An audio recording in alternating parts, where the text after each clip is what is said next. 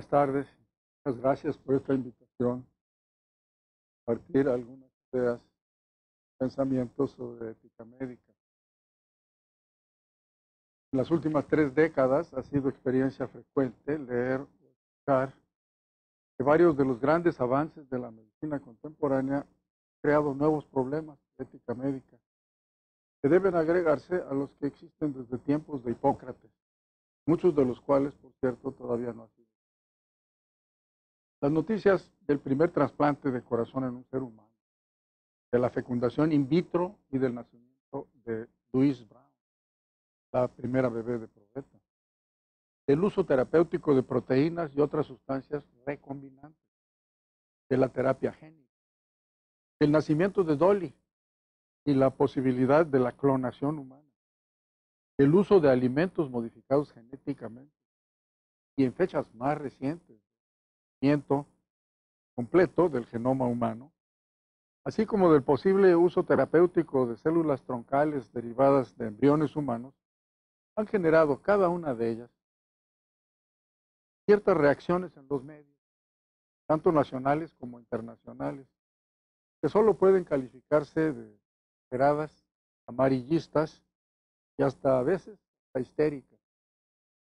Varios comentarios impresos y otros transmitidos por radio, por la televisión al público general sobre estas noticias, no solo han tergiversado lamentablemente la información, exagerando o hasta inventando posibles peligros, entre comillas, implícitos en los avances mencionados, sino que con frecuencia han sugerido varias, comillas, soluciones para ellos, que van desde la formación de comités de expertos que dictaminen sobre los aspectos éticos del problema, hasta la suspensión inmediata de todo trabajo científico en el campo.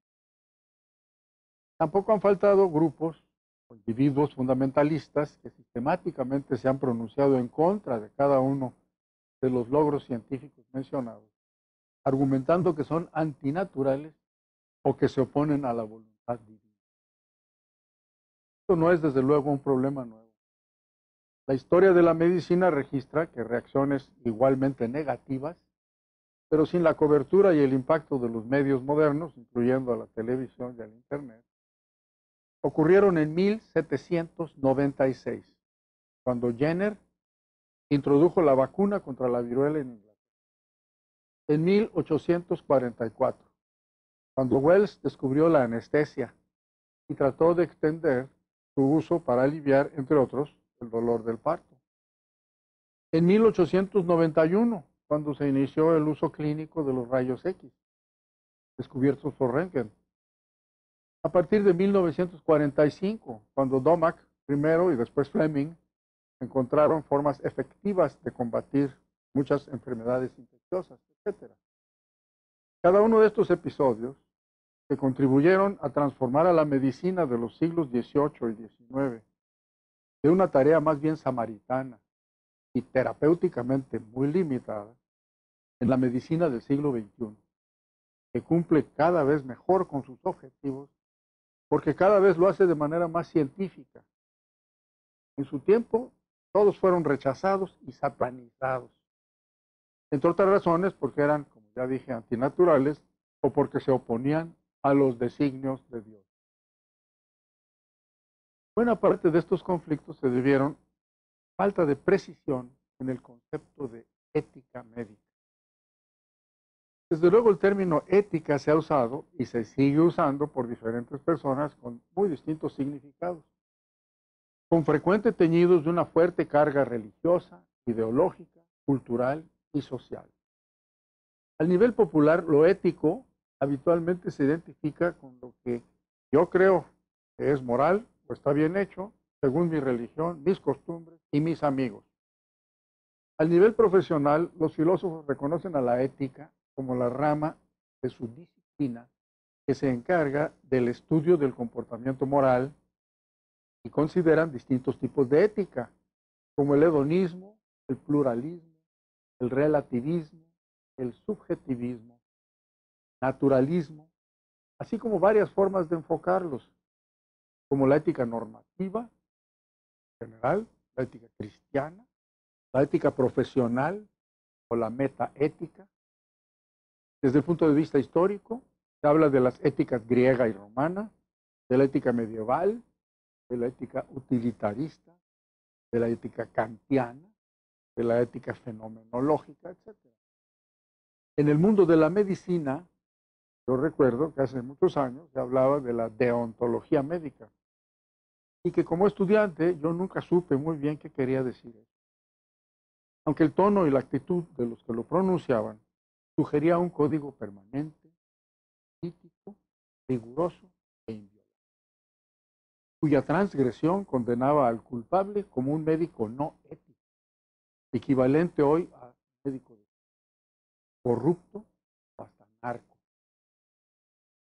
Esta amplia variedad de significados del término ética traduce la complejidad temática de la disciplina y apoya pues la necesidad de usar un lenguaje preciso cuando se pretende transitar por ella. Yo voy a seguir las siguientes definiciones. Ética. El diccionario de la Real Academia Española define el término como parte de la filosofía que trata de la moral y de las obligaciones del hombre. En relación con el término moral, el citado diccionario dice, perteneciente o relativo a las acciones de las personas, desde el punto de vista de la bondad o malicia. Y en su quinta acepción dice, ciencia que trata del bien en general y de las acciones humanas en orden a su bondad o malicia. Perdón. Conviene subrayar que el comportamiento moral no implica una base religiosa o trascendental, como se supone en ciertos círculos, sino que puede, y en relación con la ética médica, debe ser secular, para no excluir a nadie en una sociedad plural. Cuando la palabra ética se usa sin adjetivos o adverbios, se refiere a la disciplina general o normativa, que incluye a todas las formas más especializadas o restringidas del campo. Otro término que se usa mucho es bioética. Este término fue introducido en la literatura por Van Rensselaer Potter, un bioquímico norteamericano, en 1971. Y no apareció en el diccionario de la Real Academia Española sino hasta 1992. Ahí se define como disciplina científica que estudia los aspectos éticos de la medicina y la biología en general, así como de las relaciones del hombre con los restantes seres vivos. En la actualidad puede decirse que está de moda, gracias a su adopción por los ecólogos, quienes subrayan con toda razón los aspectos negativos del comportamiento humano en relación con el mundo que habitamos, incluyendo no solo al sector biológico, seres humanos, animales, plantas, sino a toda la naturaleza, aire, la atmósfera, el agua, minerales, energéticos fósiles, etc. Esto rebasa con mucho la definición señalada por Potter, que se limita a la interacción del hombre con el resto de los seres vivos. También los filósofos han adoptado la palabra bioética y han enriquecido sus orígenes con sus disquisiciones metafísicas, dándole mayor profundidad a sus raíces y mejores argumentos a sus demandas de protección y respeto a la naturaleza. Para nuestro interés es importante señalar que la bioética incluye a la ética médica, pero que los términos no son sinónimos. Y esta aclaración no es ociosa porque con su reciente popularidad el término bioética se ha usado con frecuencia como si fuera lo mismo que el término. Y mi objetivo principal ahora es delimitar de la manera más clara y precisa posible la naturaleza, los alcances y las limitaciones de la ética médica. Entiendo por este término el conjunto de valores, principios morales y acciones relevantes del personal responsable de la salud, que incluye médicos, enfermeras, técnicos y funcionarios, dirigidas a cumplir con los objetivos de la medicina. Por lo tanto, se trata de una ética profesional, o sea, de una disciplina que se ocupa del comportamiento moral de los profesionistas de la salud cuando están actuando como tales. La ética médica pues es específica, o sea que su contenido no es aplicable al de otras profesiones, como las leyes, la ingeniería. Naturalmente, lo que la ética médica no comparte con las otras éticas profesionales son los aspectos médicos técnicos que la caracterizan, como tampoco lo hacen los capítulos especializados de las éticas de otras profesiones con los de la medicina. De igual manera, la ética médica debe distinguirse de la ética general y de la bioética por su restricción a problemas relacionados con la conservación de la salud, el combate a la enfermedad y la lucha contra las muertes evitables y prematuras. ¿Cuáles son los objetivos de la medicina? En mi opinión, para definir a la ética médica, no conviene partir de una tradición antigua, de algún documento memorable o de un decálogo de mandamientos dogmáticos y no razonados. Como se trata de una ética profesional, es mejor centrarse en la profesión misma y derivar de su práctica específica aquellos principios de comportamiento que mejor contribuyan a alcanzar sus objetivos. Los objetivos de la medicina son solamente tres. El primero es preservar la salud. El segundo es curar. Y cuando no se puede, aliviar. Y siempre consolar y acompañar al enfermo. Y el tercero es evitar las muertes prematuras e innecesarias. Estos tres objetivos pueden condensarse todavía más en uno solo, que es lograr que hombres y mujeres vivan jóvenes y sanos toda su vida y mueran lo más tarde y dignamente que sea posible. Esto es para lo que sirve la medicina. Y hasta donde yo sé, no sirve para nada. Desde un punto de vista histórico, la actividad médica gira alrededor de una relación que funciona como su centro y a partir de la cual se derivan todas sus diversas modalidades. Esta relación es la relación médico-paciente. La medicina probablemente se inició antes de la aparición de nuestra especie, en tiempos prehistóricos, cuando algún primate, algún homínido precursor de Homo sapiens, se sintió enfermo, se acercó a otro miembro de su misma especie, le pidió ayuda, este aceptó dársela y procedió a hacerlo. Esto seguramente no fue un diálogo, porque el lenguaje se desarrolló mucho después, pero sabemos que existen otros medios de comunicación interindividual. De cualquier manera, desde entonces la relación médico-paciente es el punto de partida de todas las acciones médicas. Es el eje que determina la dirección que tomarán todas las medidas diagnósticas y todas las intervenciones terapéuticas. Constituye el núcleo esencial del arte de curar. Es lo que el maestro Ignacio Chávez gustaba de caracterizar, citando al gran clínico francés Potin, como una confianza frente a una ciencia. Pienso que la ética médica también debe construirse en función de la relación médico-paciente, en vista de que cuando ésta se da en forma óptima, se facilita el máximo cumplimiento de los tres objetivos ya mencionados de la medicina. Es posible integrar una ética médica completa y racionalmente aceptable, basada en solo dos principios generales, que son por un lado los tres objetivos de la medicina y la relación médico-paciente por el otro, y que excluye a toda influencia ajena a ellos, sea sobrenatural o de ética normativa o de dogma de cualquier tipo. Mi respuesta es que sí, a pesar de que el sistema propuesto no se basa en conceptos como la santidad de la vida, la existencia del alma, la identificación del genoma diploide con la persona, la dignidad del ser humano o hasta las opiniones de autoridades eclesiásticas en asuntos médicos técnicos.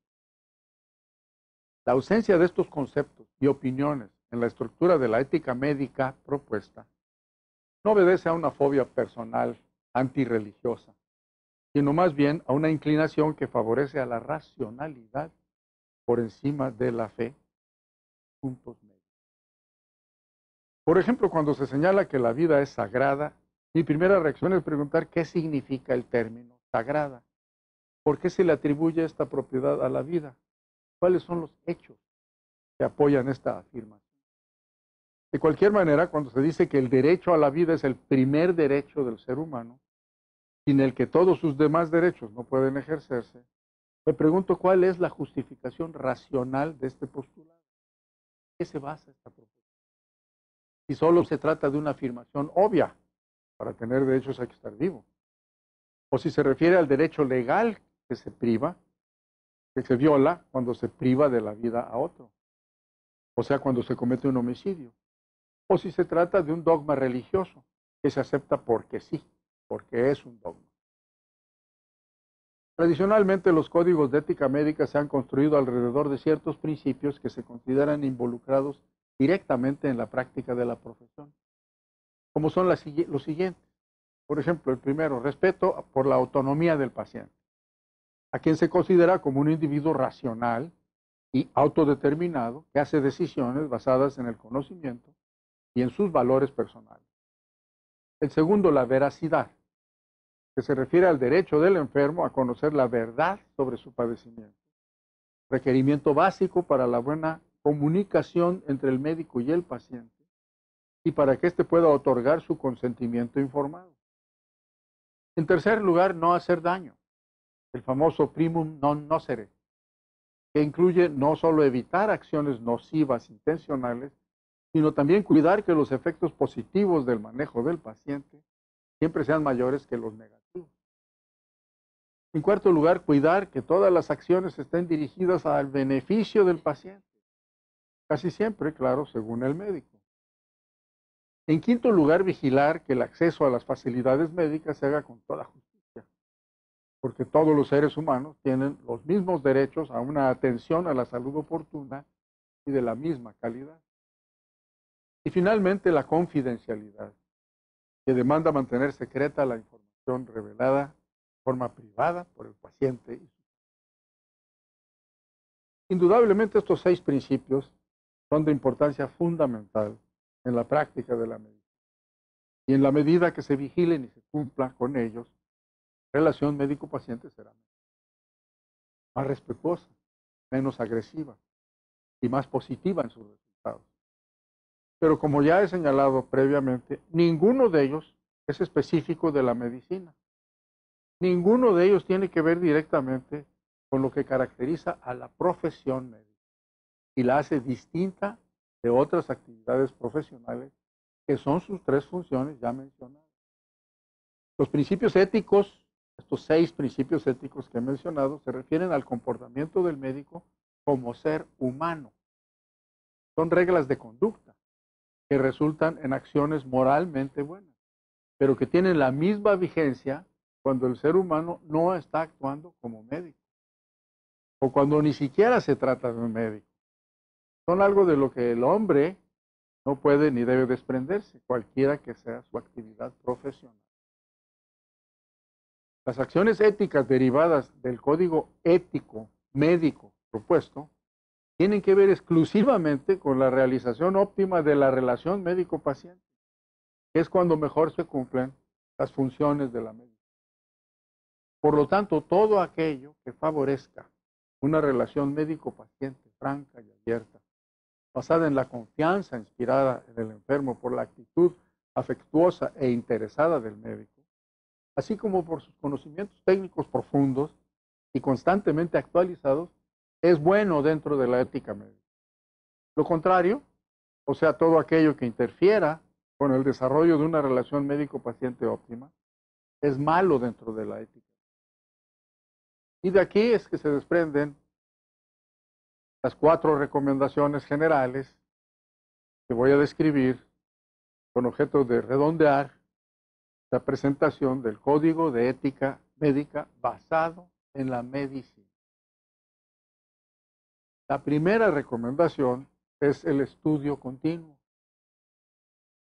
El primer aforismo de Hipócrates dice lo siguiente: el arte es extenso, la vida es breve, la oportunidad es fugaz, la experiencia es equívoca, el juicio es difícil. No es suficiente que el médico haga todo lo necesario.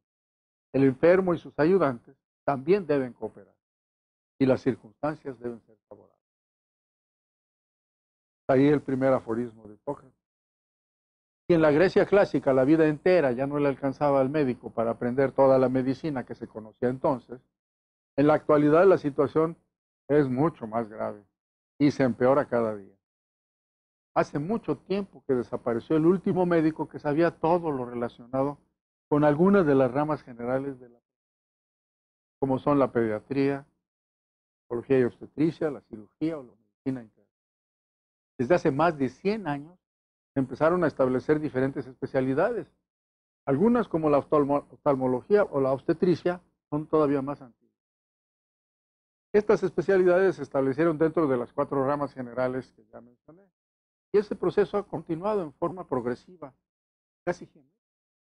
De manera que hoy ya existen dentro de la medicina interna, por ejemplo, gastroenterólogos que solo manejan enfermedades médicas, hígado, hepatólogos, o bien endocrinólogos especializados en una sola enfermedad, diabetes mellitus tipo 1, o hasta oftalmólogos que solo se ocupan de problemas de retina, esto sí, de ambos. Esta superespecialización es consecuencia de 2 factores complementarios. Por un lado, la acumulación progresiva de cada vez más y más conocimientos científicos sobre las enfermedades, y por otro lado, el desarrollo de nuevas y más sofisticadas técnicas de diagnóstico y tratamiento. El resultado de la suma de estos 2 factores es el aumento en la eficiencia y en la calidad del servicio que el médico puede ofrecerle al enfermo, pero en campos cada vez más restringidos. Naturalmente, estos niveles más restringidos de la especialización se concentran en las instalaciones médicas privadas de más alto prestigio, que siempre son las menos accesibles a los sectores económicos más débiles de la sociedad.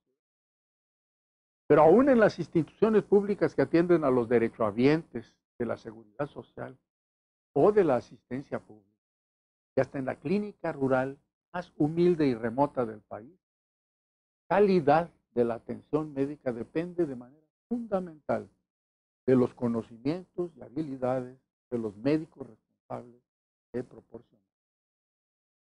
En esto se basa su obligación moral de mantenerse en un proceso de educación continua, de estar al día en su información y en sus capacidades técnicas, con objeto de ofrecerle a sus pacientes la mejor atención posible. Este principio de ética médica fue objeto de reiterados comentarios del maestro Ignacio Chávez. Te voy a citar solamente uno.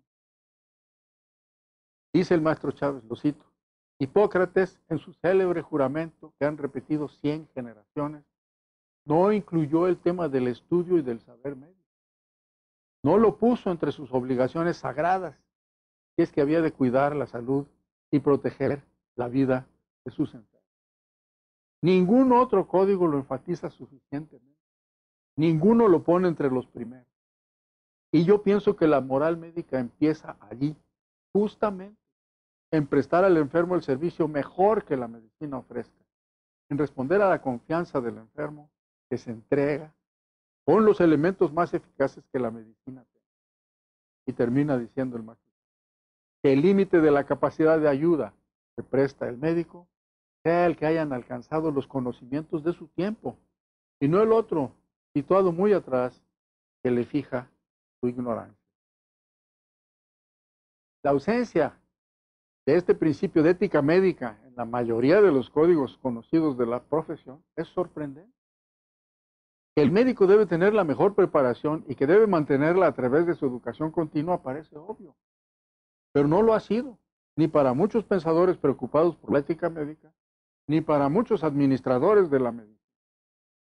Y como ilustración de esto último mencionaré que hace ya muchos años, cuando asumí la jefatura de un laboratorio de mi especialidad en una institución de asistencia médica privada, y solicité a los directivos un presupuesto que incluía libros, inscripciones a revistas de la especialidad. La respuesta fue: pero si nosotros queremos médicos ya preparados, no médicos en preparación. Los responsables de esta opinión no eran personas incultas o poco dispuestas a autorizar erogaciones de magnitudes mucho mayores a las solicitadas siempre que fueran justificadas. Simplemente no habían sido expuestos a la necesidad de que el médico debe seguir siendo un estudiante toda su vida, y mucho menos a que esta sea una obligación impuesta por la ética. El médico tiene la obligación moral de estudiar continuamente para mantenerse al día en los avances de su especialidad, con objeto de poder ofrecerle al paciente lo mejor que existe hasta ese momento para el diagnóstico y el tratamiento de su enfermedad. El médico que deja de ser un estudiante de su profesión comete pues una grave falta de ética médica. Y no solo es un mal médico y un médico malo, además es un médico inmoral.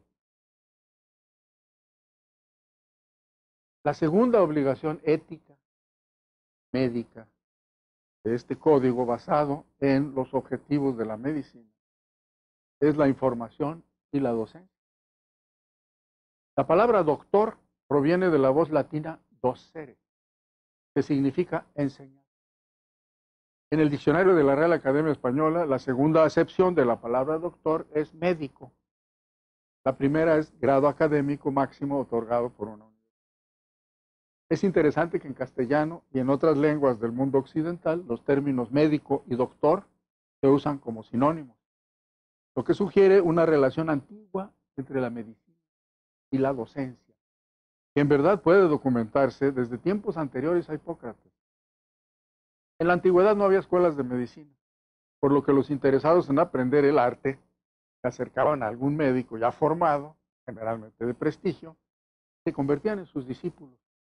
A veces, como en el caso del mismo Hipócrates, como menciona Platón, remunerando al maestro por sus enseñanzas y adoptando así el sistema de enseñanza tutorial. El médico funcionaba entonces con el doble carácter de profesional de la medicina e instructor de la misma, usando su práctica médica para ilustrar sus lecciones e impartir enseñanza de sus habilidades técnicas a sus alumnos. Pero las funciones docentes del médico no se limitaban entonces a enseñar su arte a sus discípulos. Se extendían en forma no solo natural, sino necesaria a sus pacientes y a sus familiares. Cuando les explicaba su diagnóstico, les revelaba las causas de su enfermedad, les detallaba su pronóstico y les indicaba su tratamiento.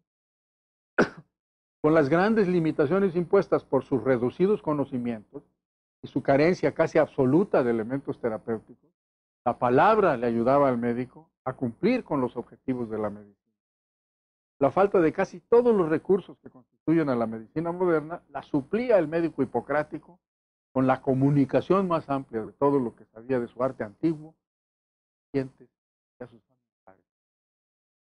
De esta manera se lograba en la primera parte del segundo párrafo del primer aforismo del padre de la medicina, que ya mencioné, y que decía, el enfermo y sus ayudantes también deben cooperar, se cumpliera, y que la relación médico-paciente se llevara a cabo en las mejores condiciones posibles.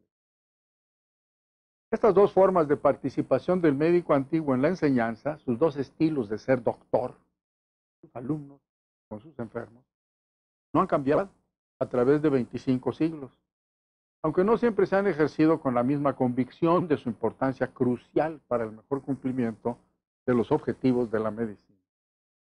De hecho, en los tiempos de la Grecia clásica, no todos los médicos fueron maestros de su arte. Y es seguro que no pocos ejercieron con parsimonia la comunicación de sus conocimientos con sus pacientes y sus familiares. La medicina hipocrática, que consideraba a la enfermedad como un fenómeno natural, coexistía y competía con la medicina mágico-religiosa, para la que los dioses y los mecanismos sobrenaturales eran las causas más frecuentes de los padecimientos. El elemento de misterio siempre ha tenido un atractivo especial y humano.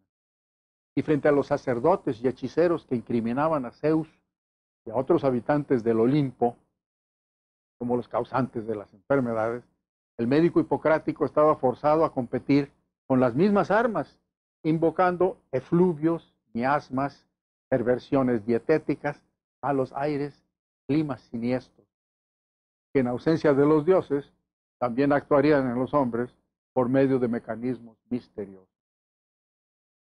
La primera restricción a la libre docencia del arte médico ocurre precisamente en el juramento hipocrático, en donde dice, lo cito, dar una parte de mis preceptos e instrucción oral y otras formas de enseñanza, hijos, los hijos del que me ha instruido, y a los alumnos que han firmado el convenio y hecho el juramento de acuerdo con la ley médica.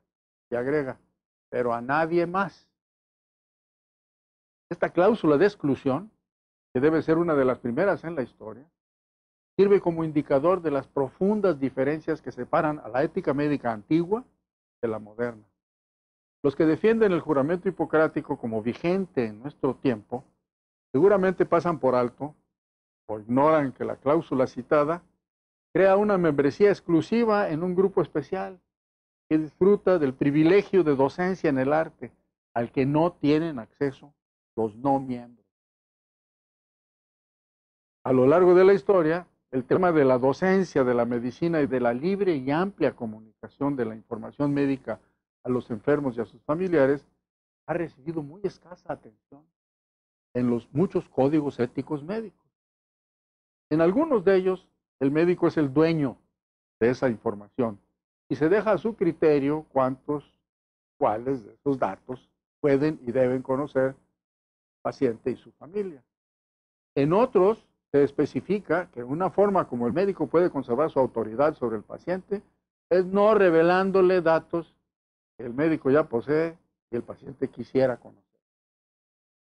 Este juego de contrastes, los intereses autoritarios de los médicos y los deseos y necesidades de los enfermos, tan abominables desde el punto de vista de la ética médica contemporánea, pero que disfrutó de una vigencia de siglos en el mundo occidental, ha empezado a desaparecer gracias a que los aspectos positivos de la función docente del médico, tanto con sus discípulos como con sus enfermos y sus familiares, ha ido ganando reconocimiento, no solo entre los colegas médicos, también entre el público en general.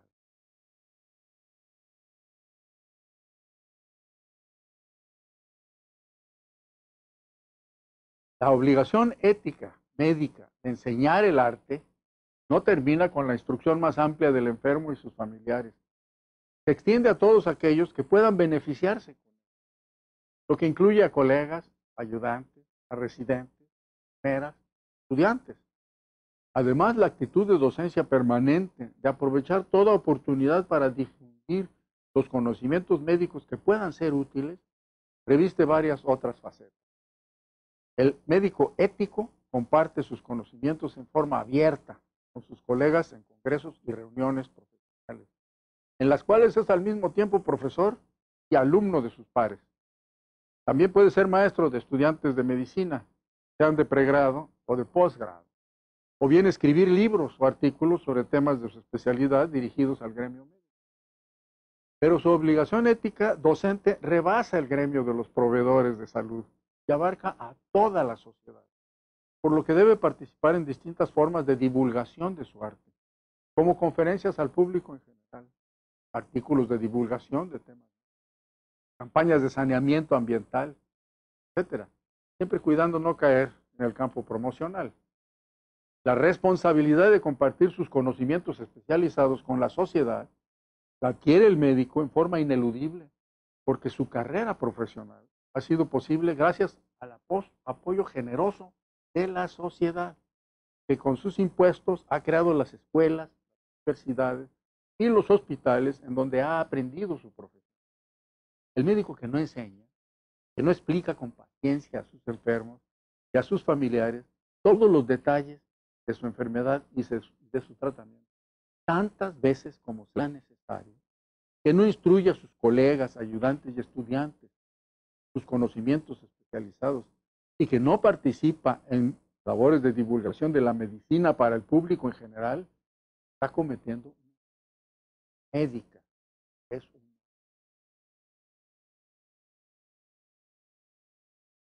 La tercera indicación de este código de ética médica, basada en los objetivos de la medicina, es la investigación científica. Hasta ahora he argumentado que la ética médica, dada en la naturaleza de la medicina, debe incluir a la preparación óptima, científica y técnica del médico, así como su obligación docente.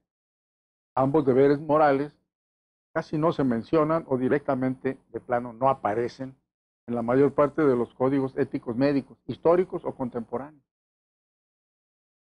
De todos modos, a veces uno puede, con ciertas interpretaciones, sugerir que alguno de ellos alude a algo de esto. Lo que definitivamente no se contempla como parte de la ética médica en casi ninguno de ellos es la obligación del médico de contribuir al crecimiento de su ciencia, al aumento en los conocimientos que usa para diagnosticar y tratar cada vez mejor a sus enfermos y para instruir a sus pacientes y a sus familiares, a sus colegas y a todos los que puedan beneficiarse con sus enseñanzas. En otras palabras, con una sola excepción, la investigación nunca ha formado parte de la práctica ética de la medicina. Esa excepción es el libro llamado Medical Ethics, Ética Médica, del doctor Thomas Percival, publicado en 1803. En el capítulo 2, el artículo 28, dice lo siguiente, lo cito textualmente. Al cierre de cada caso interesante e importante, en especial cuando ha terminado con la muerte del enfermo, el médico debe revisar con reflexión tranquila todos los pasos que dio en su tratamiento. Esta revisión del origen, la evolución y el final de la enfermedad, de todo el proyecto terapéutico seguido y de los efectos particulares de las distintas preparaciones utilizadas, así como de las dosis y de los tiempos en que se administraron, proporcionarán los documentos más auténticos que la experiencia personal puede proporcionar. Para esta práctica, continúa diciendo, se recomienda desde un punto de vista moral, por lo que debe realizarse con absoluta imparcialidad. Que la revisión no se contamine con autoengaño. Si se revelan errores de omisión o de comisión, lo que debe hacerse es registrarlos con la mayor honestidad. Uno podrá arrepentirse, pero de esta manera se evita la criminalidad. Y termina diciendo, las buenas intenciones, junto con las insuficiencias del conocimiento humano, que no puede anticipar lo que los hechos finalmente revelan, justificarán lo ocurrido, siempre que este fracaso sirva conscientemente al conocimiento futuro y a la rectitud de la conducta profesional. Hasta ahí el texto. O sea que el médico debe reconocer sus errores y aprender de ellos para no repetirlos, para lo cual debe registrarlos y tenerlos presentes en ocasiones ulteriores semejantes. Esta es una forma, desde luego hay otras, de decir que el médico tiene la obligación ética de hacer investigación, de usar sus experiencias y las de la comunidad médica en general, positivas o negativas, para contribuir a aumentar los conocimientos de su disciplina y de esa manera podrá cumplir cada vez mejor con sus objetivos. La existencia de médicos especializados en la investigación, con nombramiento formal de investigadores y con financiamiento posible para el desarrollo de sus proyectos, tiene consecuencias éticas ambivalentes. Por un lado son muy positivas porque se reconoce la importancia de la actividad y se apoya la generación de nuevos conocimientos para el desarrollo del ejercicio cada vez mejor de la medicina.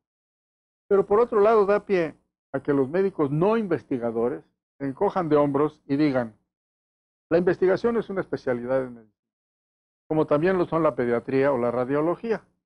Está bien que el investigador investigue, que el pediatra atienda a niños y que el radiólogo interprete placas. Pero no debe pedirse que estos dos últimos especialistas también hagan investigación, porque no solo la harían mal, sino que además dejarían de atender a sus propias tareas que sufrirían por ello. Esta postura refleja más que nada la ausencia de la investigación en la enseñanza de la medicina, no tanto como parte del currículum, sino como una atmósfera que envuelve y penetra a todo el pensamiento médico y está presente no solo en los laboratorios, sino también en la clínica. Para que el estudiante se impregne del espíritu inquisitivo y de la mentalidad cuestionante que caracterizan al investigador, debe exponerse a tales actitudes en forma de una vivencia continua, cotidiana. No basta que sus maestros le digan que el espíritu científico debe formar parte de su formación como médico. Para aprenderlo, tiene que verlo funcionando en las actividades diarias de sus profesores. Cuando esto no ocurre, cuando durante su formación el médico solo aprende el oficio, porque eso es lo único a lo que está expuesto, a lo que finalmente llega es a ejercer la medicina como un conjunto de algoritmos o de soluciones preestablecidas para cada uno de los diferentes problemas que logra identificar, y desde luego de sus errores y de sus malos resultados no se benefician ni él, pacientes, porque nunca aprendió a aprovecharlo.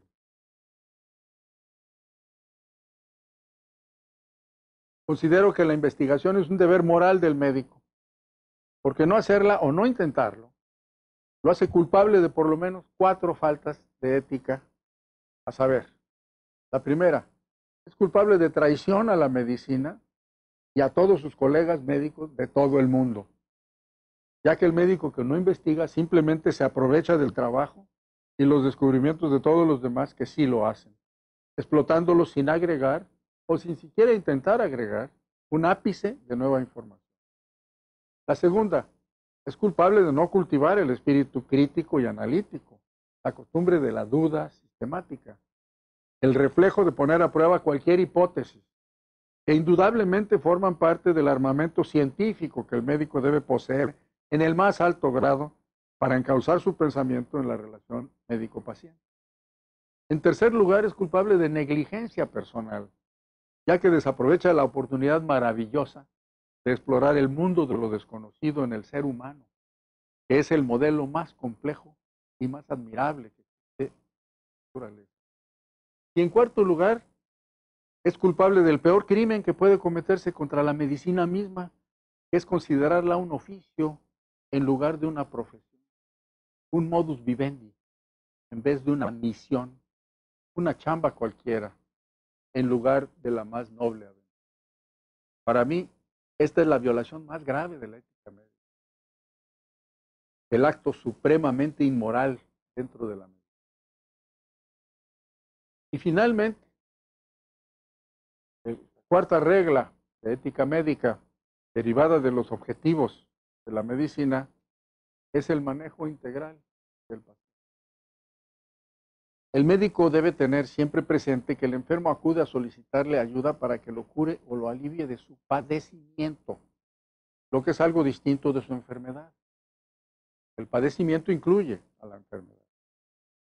Para poner un ejemplo, el enfermo puede tener una tuberculosis pulmonar, pero lo que lo lleva a ver al médico son el cansancio, la falta de apetito, la palidez, el insomnio, la febrícula, tos, la disnea y además el miedo de lo que pueda pasarle, que lo tenga que operar, la angustia por su familia, por dejar de trabajar, por interrumpir su vida habitual y naturalmente el terror ante la posibilidad de la muerte.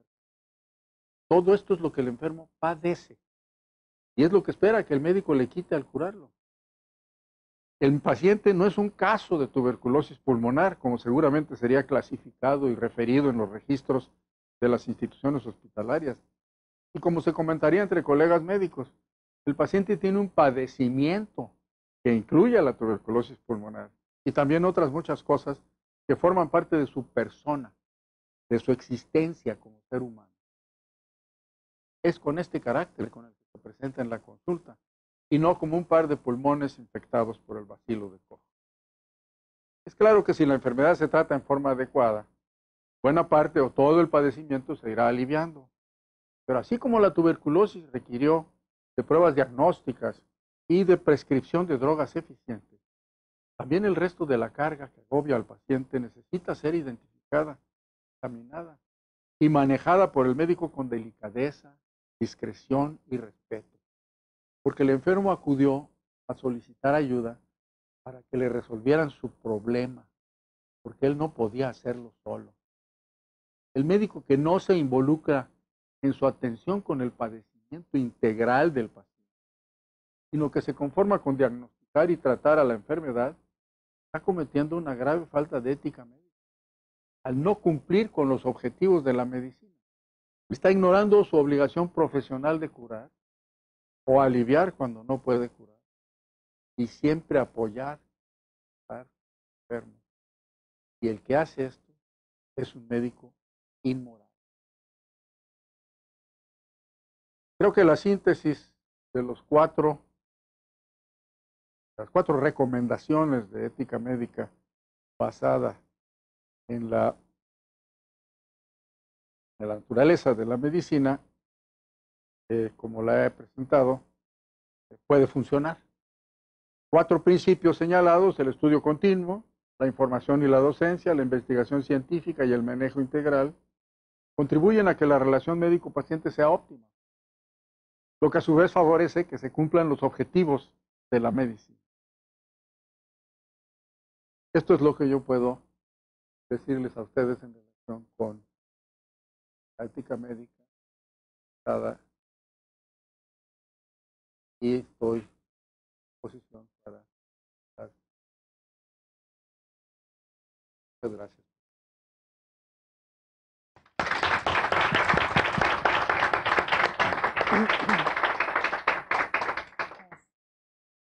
Muchas gracias, doctor Tamayo. Quiero decirle que hay 504 profesores que se registraron para ver esta conferencia. Ha sido una de las solicitadas. Tenemos a profesores, hay profesores que lo están viendo desde el campus Ciudad de México, desde el Estado de México, Obregón, Chiapas, varias salas aquí en Monterrey, Laguna, Morelos, Querétaro, Sinaloa, Tampico y Toluca.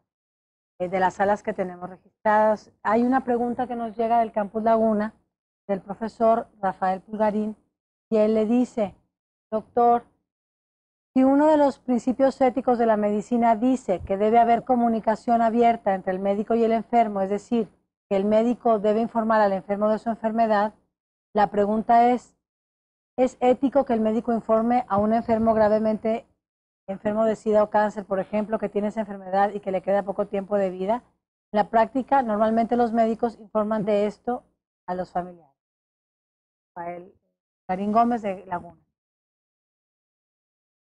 Esta es una pregunta que surge con mucha frecuencia y que refleja un dilema muy real en la práctica de la medicina. Cuando está establecida una relación médico-paciente saludable, la cual el paciente tiene confianza en su, entonces el médico lo conoce al paciente lo suficiente para saber si le puede decir la verdad sin causarle daño, si el paciente quiere realmente hacer la verdad. Cuando esto es así, el médico tiene la obligación de decírselo, está respetando la autonomía del paciente, que es un ser humano adulto, digno de todo respeto. Se lo debe decir. Pero hay condiciones en las cuales el decirle al paciente cuál es la naturaleza de su enfermedad le puede producir más daño que bien. Y esta no es la idea de la medicina. El primer mandamiento, ¿verdad?, es hay que ayudar, hay que curar o ayudar al paciente. Y de esta manera no lo estaríamos ayudando. Entonces lo que se hace es que al paciente se le dice que tiene un padecimiento, que ya lo va a curar, que es un poco de tiempo, etcétera, y a los familiares se les informa de la realidad. Hay otra situación también muy común, que es cuando el paciente dice que él quiere saber, pero los familiares le han pedido al médico que no se lo diga, porque ellos saben que en realidad no quiere saber, y que si se lo dicen se va a poner muy mal. Entonces, hay un conflicto ahí entre la opinión del paciente y la opinión de los familiares. Y el médico no conoce la situación familiar, y no ha establecido una relación amistosa, de confianza, con los familiares y con el médico, no lo va a poder resolver. Entonces, seguro, ¿verdad? Y se lo va a decir a los familiares, no se lo va a decir al paciente y va a estar violando la autonomía del paciente. O se lo dice a los familiares y al paciente, y los familiares se van a enojar porque se lo dijo al paciente cuando ellos no querían. Hay conflictos y son cotidianos, pero el médico lo que debe hacer siempre es poner por delante los intereses, los mejores intereses del paciente y del grupo que lo rodea. Y para poderlo hacer, los tiene que conocer muy bien. Para conocerlos muy bien, tiene que haber establecido una relación de gran confianza. Sin embargo, al final de cuentas, siempre va a haber un conflicto en el cual no va a haber suficiente confianza y no se va a poder satisfacer todos los intereses. En ese caso, la decisión del médico debe ser el tomar la decisión de hacer el menor daño posible. Y eso es una decisión para cada caso, es casuístico, no creo que existan reglas para poder aplicables a todas las situaciones.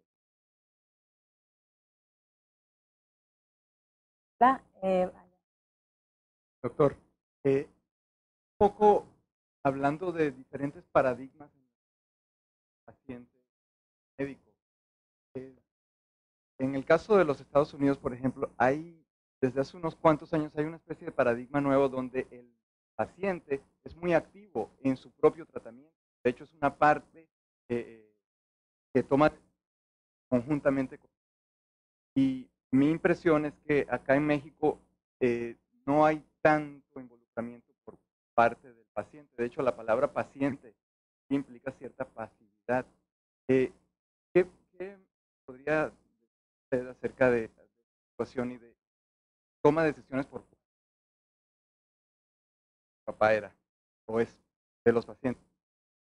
Bueno, mire, en efecto, en Estados Unidos hay un movimiento en pro de la participación del paciente en las decisiones, tanto de las medidas diagnósticas que se van a utilizar como de las medidas terapéuticas.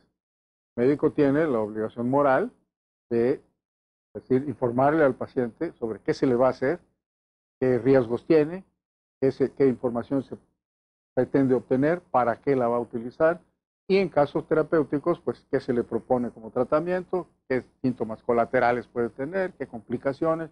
La información debe ser completa para que el paciente pueda entonces dar su consentimiento informado, se llama técnicamente.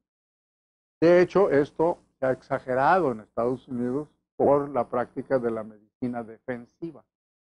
Ahora, todos los procedimientos que se llevan a cabo deben ir acompañados de un consentimiento informado, porque si no, si las cosas no salen bien, o si un abogado especialista en este tipo de problemas de mala práctica pues se arruina la institución y el médico, etcétera. Y entonces se ha deformado la práctica de la medicina de manera realmente lamentable. Es terrible la situación. Y esto ha encarecido más la práctica de la medicina, porque los seguros que toman los médicos en contra de las demandas de mala práctica son muy grandes, y el que paga no es el médico. El que finalmente paga es el paciente. Bueno, la economía de ese país está basada en la abundancia. Y ellos podían darse el lujo de tener este tipo de formaciones en sociedad, porque tenían con qué sufragarlo. Pero ya no. Ya no. Y ahora están empezando a sufrir las consecuencias de no haber tenido nunca un sistema de seguridad social, que nunca han tenido. Medicare y estos sistemas se aplican nada más a un sector muy específico de la población y para problemas muy bien definidos. El resto es pura medicina privada.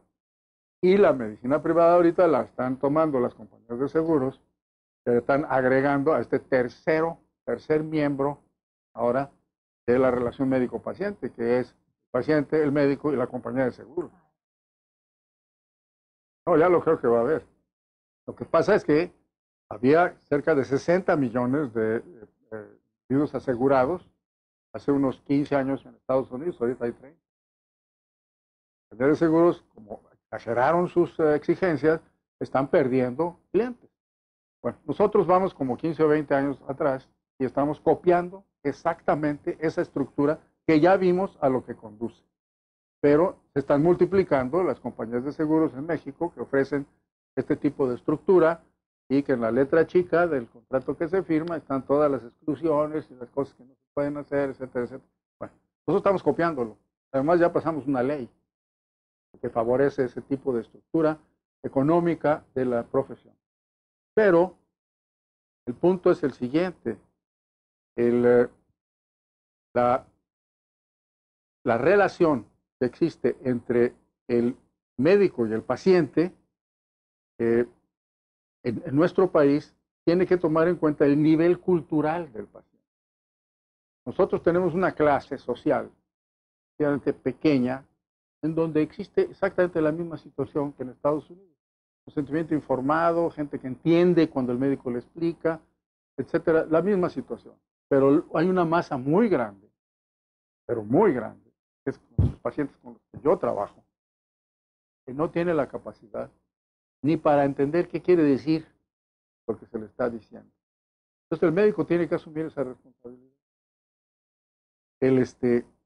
Pero la tendencia es, y la CONAMED, la Comisión Nacional de Arbitraje Médico, publicó ya, medio tradujo un poco, pero publicó los 10 mandamientos, ¿verdad? Lo que tienen que hacer las instituciones hospitalarias para cumplir con los derechos de los pacientes. Y uno de los derechos de los pacientes es participar en las decisiones que tienen que ver con su salud y su tratamiento. Eso ya se ha repartido en todas las instituciones y se está siguiendo esa línea. Pero nosotros tenemos que tener en cuenta que para el nivel cultural y económico de un sector muy importante de nuestra población, esto no es aplicable. Y entonces el médico tiene que asumir la responsabilidad. Nosotros estamos en contra de la actitud paternalista del médico, pero muchas veces ese es el menos, de los males, el menor, ¿verdad? Y entonces tenemos que asumir esa responsabilidad porque la tenemos desde un punto de vista social. Tenemos que procurar lo mejor para nuestros enfermos, aun cuando ellos no entiendan, después de haberle hecho la lucha para que nos entiendan. Pero muchas veces, de plano, es que no es posible pasar la barrera cultural. Doctor, buenas tardes. Gracias por sus palabras. Conforme fuimos escuchando su conferencia, muchos nos informamos de esta temática y fuimos recordando casos que hemos tenido como pacientes con diferentes médicos. Y la mayoría creo que pensamos que ojalá esta conferencia la interiorizan todos los médicos que ejercen la profesión, ¿no? Sin embargo, estos conceptos que son muy profundos es un hecho que se deben de ir viendo a lo largo de la carrera, como se le llama aquí ética a través del currículum. Las escuelas de medicina en México, y por la experiencia que tiene usted, ¿están considerando esto? ¿Hay alguna manera en que todas las escuelas de medicina valoren la importancia de la formación de estos principios éticos que se deben interiorizar con mucha profundidad en el médico? Y la conferencia suya pues resume todo lo que sería fruto de años de preparación y reflexión sobre ello. ¿Las escuelas de medicina están preocupadas por esto? ¿O cómo lo toman? Gracias. Hay cerca de 70 escuelas de medicina en este país. Algunas son razonablemente buenas, otras son escuelas patito, que son fraudes al público y a los estudiantes y al público. Se está ahorita discutiendo qué se puede hacer con este problema. No es fácil de resolverlo porque la Constitución nuestra autoriza esto, pero tenemos que encontrar la manera de proteger la salud de la sociedad. Yo creo que ahí hay un conflicto que la Constitución tiene que resolver. Pero no se les puede obligar pues, a las escuelas que mejoren sus estándares. Y las escuelas de medicina son autónomas. Hay algunas que ya han adoptado programas de educación en ética médica. La que es pionera en esto es la Universidad de Anáhuac. No solamente introdujeron un curso de ética médica en la carrera de médico cirujano, sino que ahora ya tienen una carrera de bioética. Se paró de la Facultad de Medicina y ahora hay una carrera de bioético. Ya se puede ser un profesionista de la bioética, entendida como ética médica. Ellos son los que han llevado, digamos, la prioridad en este tipo. Ellos son un grupo que sigue la ética trascendental. Lo que se aprende ahí es la ética religiosa. Y esto no, ellos no lo esconden, y todo el mundo lo sabe y tienen todo su derecho de hacerlo, pero eso es lo que se enseña ahí. Otras escuelas están empezando a tener cierto interés. En mi facultad hay ya un seminario de ética médica y se está pensando en ver si no se pone una materia optativa como ética. Pero en mi opinión, esto no se aprende en el aula. Las clases no le enseñan a uno ser moral, el comportamiento moral. Es como dice vulgarmente nuestra gente, esto se mama. es la calidad humana del individuo que estudia medicina lo que va a determinar su comportamiento y lo que ve que hacen sus profesores. Los profesores tienen un comportamiento ético, él se va a comportar de esa manera. Porque la ética médica es una forma de vivir la medicina. Y la forma de vivir la medicina se aprende viviéndola. No se aprende en las aulas. Entonces yo pienso que el conocimiento está bien. Si uno quiere aprender historia de la ética, qué decía el juramento hipocrático, sería muy bueno que una vez los médicos lo leyeran. Porque en general se habla de él, pero muy pocos lo han leído. Y otros códigos, etcétera. Esto está bien. Pero la manera de actuar, la vida del médico, todos los días, esto se aprende viviéndola todos los días. Si uno lo ve en sus profesores de manera moral, ética, uno lo va a hacer así. Y si no, no. Pues sí, estoy seguro. Si uno ve que su maestro le dice paciente, hace unos exámenes y se va a tal laboratorio, entonces va el paciente, el laboratorio se le pasa 10% al se llama departamento de honorarios, ¿no? Esto no es una falta de ética médica, esto es robo. Esto se llama robo. Médico no es que sea una falta de ética médica, es un ladrón. Igual. Pero si el alumno ve que lo hace, que no le pasa nada al médico, lo hace también. Y no tiene esta moral que se aprende a ir a la escuela. Pues hay muchísimas preguntas y también de nuestros maestros. Por ejemplo, Gabriela Corral de Campus Querétaro, es solo un comentario de felicitación.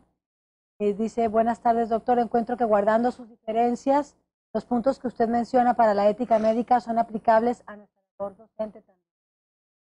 Gracias por sus reflexiones.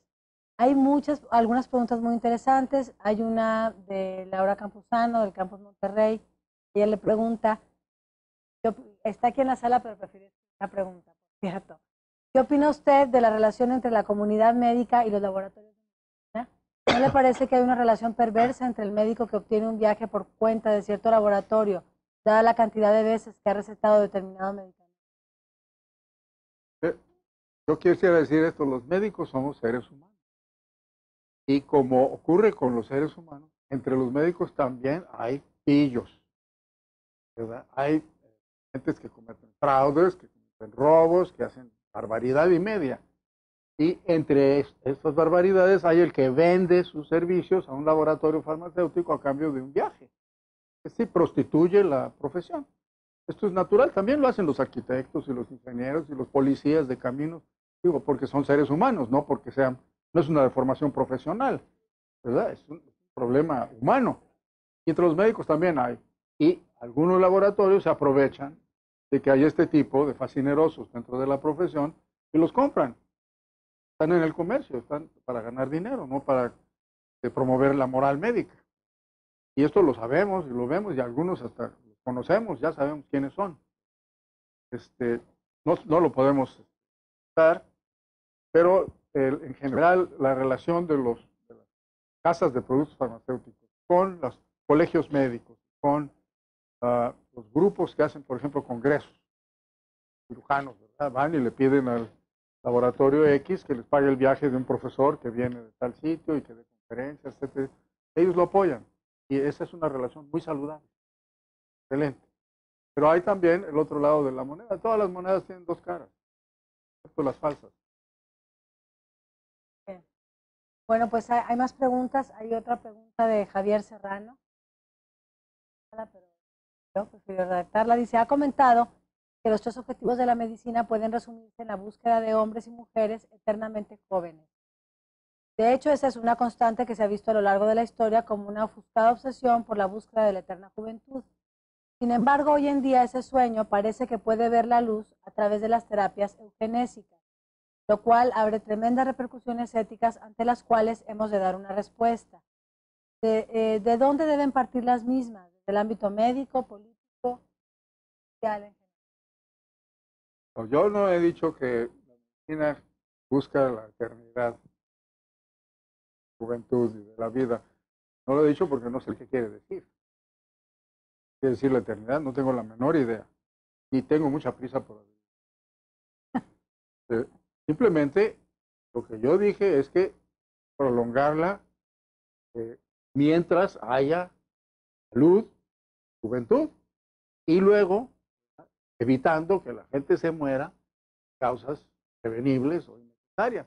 Pero no podemos evitar que sean causas inevitables o benéficas. Muchas veces que la muerte es mucho mejor que seguir vivo. Entonces, la medicina tiene sus límites, ¿no? Respecto a la posibilidad de prolongar la vida, estamos ahorita, prolongar la vida era, yo diría, esperada, eso es ciencia ficción. Y totalmente ciencia ficción. Lo que se está haciendo ahorita desde un punto de vista genético es la búsqueda de los genes que prolongan la vida, prolongan, no permanente, prolongan un poco, en el Cenorhabditis elegans, este gusanito que tiene casi 1000 células, todo el gusanito, y en la mosca, Drosophila melanogaster. Ahí se han encontrado que ciertas mutaciones, alteración de algunos genes, resultan en prolongación de la vida. Viven más tiempo. Los animales se mueren al final, igual que todos, pero viven un poquito más. Entonces los científicos están muy interesados en ver de qué manera funcionan estos genes. A ver si es posible que esto se pueda extrapolar al ser humano y entonces nosotros pudiéramos prolongar un poco la existencia. El último que buscó la fuente de la juventud eterna se llamaba Ponce de León, 531, en los pantanos de la Florida. Y lo único que encontró Juan fue la muerte. Creo que nosotros estamos a la misma altura que... Muy bien, pues en la sala hay una...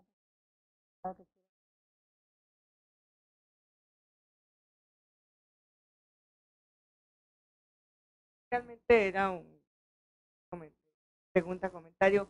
Cuando estaba usted exponiendo, me parecía como el prototipo ideal del médico familiar que añoramos. Entonces, bueno, yo me preguntaba qué ha pasado en todas las... ¿Qué ha pasado? ¿Qué ha pasado? Ha habido una... Y por otro lado, también me preguntaba si la medicina internacional también ha contribuido a la deshumanización. Como aprecio. Este médico que todos añoramos era aquel médico que llegaba con su maletín negro a la casa y atendía al abuelo de su tos de fumador y a la abuela de sus reumas, luego a la mamá de sus trastornos menopáusicos, y luego al esposo de su arritmia cardíaca, y luego a la hija de su embarazo, porque era recién casada, y luego al muchacho, porque se había torcido el tobillo jugando fútbol, y luego al Benjamín le quitaba las amígdalas o amigdalitis. Y después de eso, se sentaba en la sala de la familia, se fumaba un puro y platicaba con la familia de los problemas que las lluvias habían dejado en el jardín de las gallinas, etc. Y resolvía todo. Y resolvía todo. Esto no debemos añorar. Esto ha desaparecido. Y no es reversible. No es reversible porque la medicina se ha hecho bastante más complicada que la que ejercía este hombre. Lo que no ha desaparecido es el espíritu de servicio. Cuando se habla de que el médico está deshumanizado, realmente de lo que se habla, ¿verdad?, es de que el sistema médico se ha burocratizado de tal manera que ha creado un pantano en el que tanto el médico como el paciente y el administrador de la medicina ya no encuentran la salida. Es la burocratización a lo que se refiere en general cuando se habla de la deshumanización. Yo no entiendo que el médico haya sido un hombre muy humano y que poco a poco se haya ido deshumanizando. Yo creo que el médico que es un deshumanizado, porque los hay, era un sujeto deshumanizado que estudió medicina, ¿verdad? Pero hay también políticos deshumanizados y locutores de televisión deshumanizados. Es una condición el ser humano, no por ser médico, sino por ser humano. En la inmensa mayoría de los médicos que yo conozco, no me han impresionado como sujetos particularmente perversos que estén maltratando a los pacientes. Simplemente son gentes que están tratando de hacer lo más que pueden con la enorme carga de trabajo que les ha caído encima. Médicos que tienen que ver 30 pacientes y tienen que checar, además, si les pasan lista, cuántos viste, etcétera. Porque los administradores no les interesan los pacientes, les interesan los números, las cifras, ¿verdad? Entonces, en un sistema de este tipo, es natural que la calidad de la atención médica baje, pero todos estamos obviados por el sistema. Ahora, yo no tengo nada en contra de la medicina, nada. A mí me parece que esa es la solución, pero la medicina social bien hecha, bien aplicada, donde la oferta sea adecuada para la demanda. Pero nosotros tenemos una demanda que rebasa 100 veces la oferta. Digan lo que se diga, nomás vayan a ver las salas de visita o de espera en los hospitales. La gente está piñada. Los médicos corren de un consultorio al otro, las enfermeras igual, las trabajadoras sociales igual. No nos damos abasto. Esto produce una medicina deshumana, pero es el sistema, no es el ser humano, el médico. Ahora, en esa situación, la comunicación libre, el pase usted, señora, ¿cómo está usted? Siéntese, dígame qué le pasa, cuénteme su vida, etcétera, etcétera. Y la media hora que se le da, o la hora que se le da, para que hable. Muchas veces es lo que necesita, no medicina. Sirve mucho más que le hagan caso, que le den aspirina, aunque la aspirina es excelente, buenísima, pero le sirve mucho más que le hagan caso, pero el médico ya no lo puede hacer. Tiene los otros 25 enfermos, o 5 enfermos esperando en la sala de cirugía, que él llegue corriendo. En esas circunstancias, lo que se hace es que se sacrifica el tiempo que se le dedica al paciente. Y esto es un mal de nuestro. Yo era niño, mi madre me llevaba a ver el pediatra. El pediatra nos dedicaba todo el tiempo. Quizá porque estábamos muy sanos, el pediatra quería ver niños sanos de vez en cuando. Pero nos dedicaba todo el tiempo. Cuando yo me tocó llevar a mis hijos con el pediatra, bueno, era amigo mío, entonces también me dedicaba todo el tiempo. Pero yo veía cómo se tenía la sala de espera. Eso es uno de los factores que produce esta sensación de deshumanización, de alejamiento del médico. Sí está alejado, pero no por su voluntad.